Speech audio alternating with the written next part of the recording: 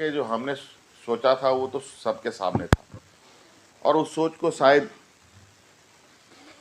हमारे विपक्षों को पचा नहीं, और उसको फिर से एक योजनाबद्ध तरीके से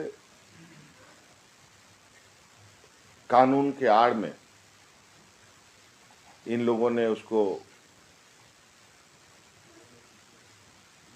समाप्त करवाने का एक षड्यंत्र रचा। हर राज्य अपने राज्य के लोगों के लिए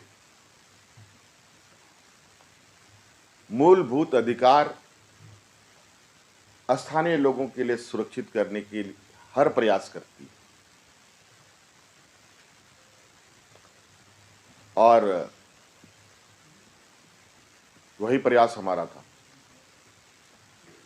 हमारे लिए और ये कुछ नहीं, और उसका कारण मेरे पास एक 2016 का विज्ञापन का कटिंग है, जहां हमारे सामान्य वर्ग के रास्ते 75% हमारे सामान्य वर्ग के लोगों का हिस्सा दूसरे राज्य के लोग कब्जा कर ले रहे थे। आदिवासी, दलित, पिछड़ा आरक्षण से कवर्ड है। इनको किसी तरीके का कोई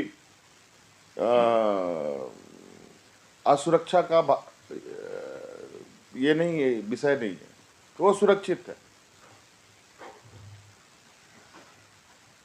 लेकिन छोटा एक हिस्सा है जहां हमारे सामान्य वर्ग के लोगों का हक अधिकार की बात थी। लेकिन इस निर्णय से भी हम बहुत ज़्यादा परेशान नहीं हैं, और नदी की जो राह है उसको कोई रोक भी नहीं सकता। कोई टाइम फ्रेम सर, कोई टाइम फ्रेम है? कोई सुप्रीम कोर्ट आप लोग जा रहे हैं या कोई?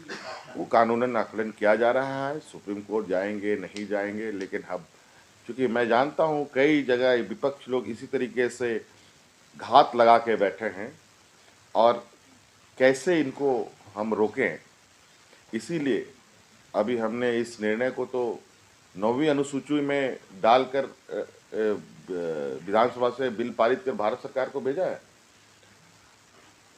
और ऐसे षड्यंत्रकारियों को ही जवाब देने के लिए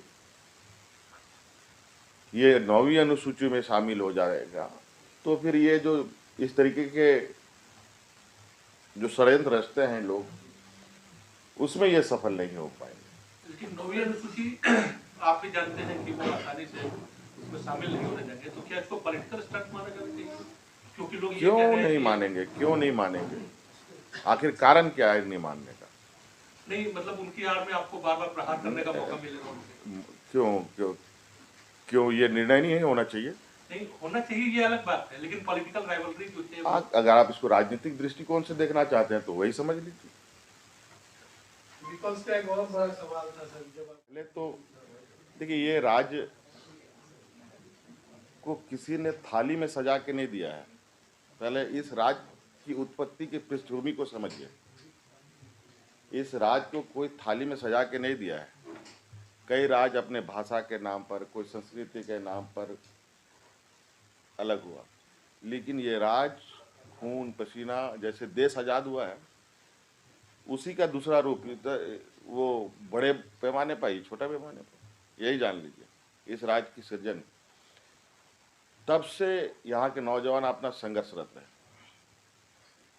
जब विपक्ष के लोग थे तो नौजवान अपने यहाँ के मूलवासी आदिवासी लड़ रहे थे, तो कहीं कहीं बेचारा थोड़ा बहुत उनको अधिकार प्राप्त हो जाता था।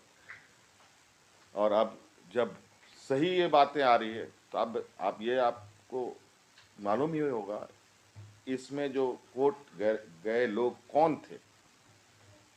भारतीय जनता पार्टी के ऑफिशियल सदस्य 20 में से एक सदस्य जो आदिवासी होता है आगे रखते हैं और बाकी 19 के 19 लोग यूपी बिहार से।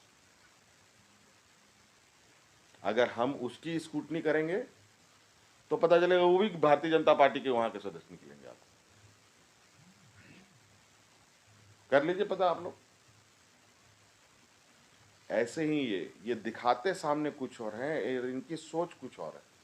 इनके मन में जो घृणा है, इसी से अंदाजा लगाया जा सकता है कि इनके नेता इस राज को ठगों का राज बोलते हैं। कई लोग कहते हैं कि 1932 का खतियान मांगने वाले लोग बांग्लादेशी कहलाते हैं। क्या हम बांग्लादेशी के लिए यहाँ बैठे हैं? अजीब हालत।